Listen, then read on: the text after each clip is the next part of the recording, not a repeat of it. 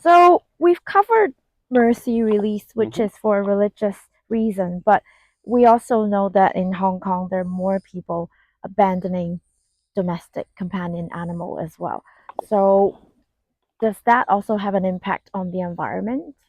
So yeah, as you said, mercy release is more usually with exotic pets, and people like dogs until the dogs Yes. become too big, or even for cats.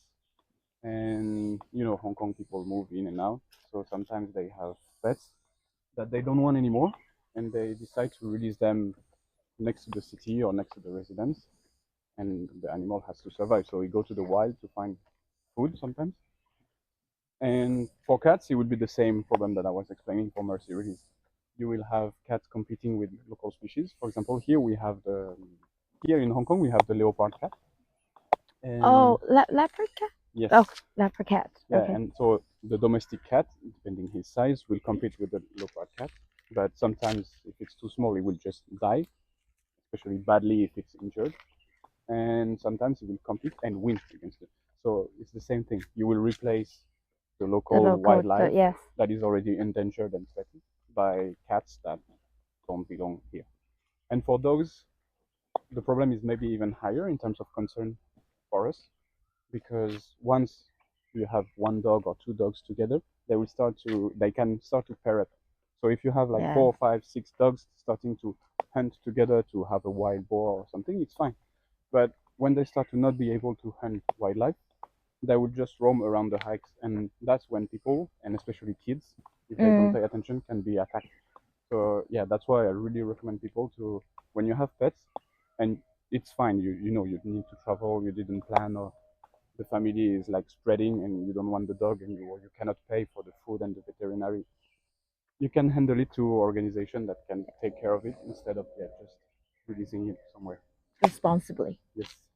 So, in a nutshell, if we have to urge Hong Kong, because I know you're very passionate about educating people in general about protecting the uh, biology and the wildlife, uh, who do you think we should talk to, and what message would you say to them?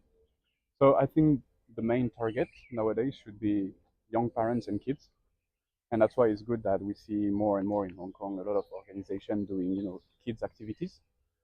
Well, most of it is still in Cantonese, but we have a few groups that are trying to do it in English for the foreigner kids, because I think kids are really good at learning, and in Hong Kong we really have this mindset of you know grow like this growing mindset of always challenging ourselves, trying to learn and trying to be better and competitive.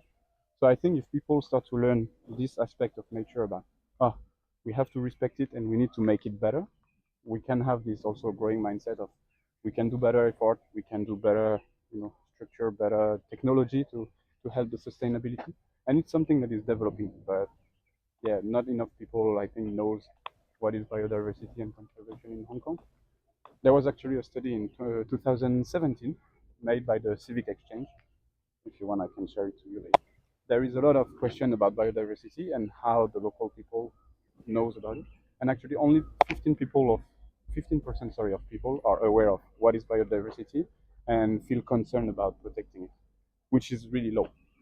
So Oh, hi. luckily, this statistics is from prior to COVID, and we know that a lot of people discovered what Hong Kong people hike were during COVID because they were not able to hang out except on the hikes.